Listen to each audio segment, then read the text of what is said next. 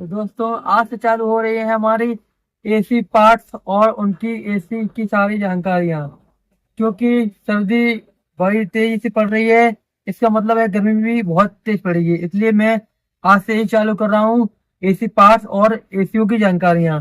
तो आज सबसे महत्वपूर्ण विषय जानेंगे हम inverter non inverter AC sensor के बारे में। जब हमारे टेम्परेचर अलग अलग स्थिति में होता है तो हमें कौन सी रेस्टोरेंट नापनी चाहिए किलो ओम में। तो चालू करते हैं। तो हम सबसे पहले जानते हैं कि सेंसर क्या है। ये है हमारे इन्वर्टर सेंसर, और इसी प्रकार से हमारे नॉन इन्वर्टर सेंसर हो जाते हैं। चाहे ये हो चाहे नॉन इन्वर्टर हो, दोनों में वैल्यू सेम ही रहेगी। तो आपको ये नहीं सोचना है कि इन्वर्टर में ही काम करेगा ये वैल्यू, ऐसी बात कोई नहीं है। तो हमें क्या करना है, जब हमारा कमरा और या छत, उन दोनों का टेम्परेचर को हमें नापना है। जैसे मान लीजिए अभी का टेम्परेचर 16 है या 15 है, हमें देखना है कि हमारा जो टेम्परेचर है प्लस में 15 है। तो हमें ये रूम का टेम्परेचर बता रहा हूँ मैं एसी नहीं बता रहा हूँ।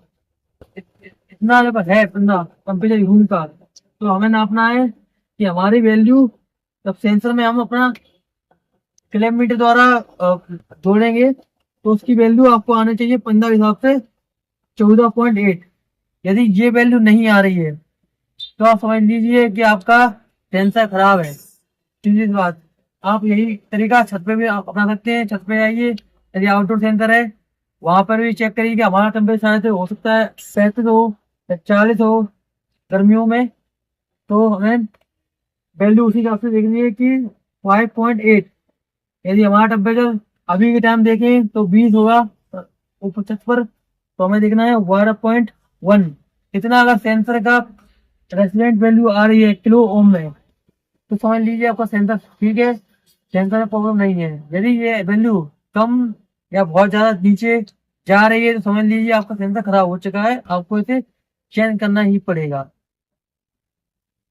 आपको सबसे बड़ी ध्यान रखने वाली बात यह है, हमारा जितना हमारा टेम्परेचर रहेगा उतनी अधिक वैल्यू एस्टिज में रहेगी।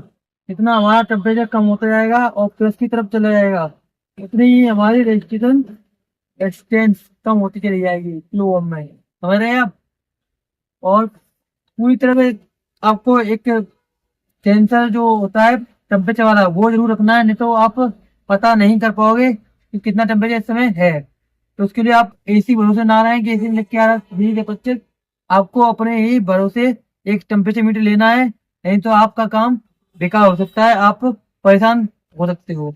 इसलिए आप ध्यान रखें, सही औजार रखें, सही बैग रखें, जिससे आपका कभी परेशान ना होना पड़े। तो आपने हमारी ये वीडियो देखी, अगर आपको कुछ खास लगा हो तो हमारे चैनल को सब्सक्राइब करें और फॉलो करें और कमेंट्स करें।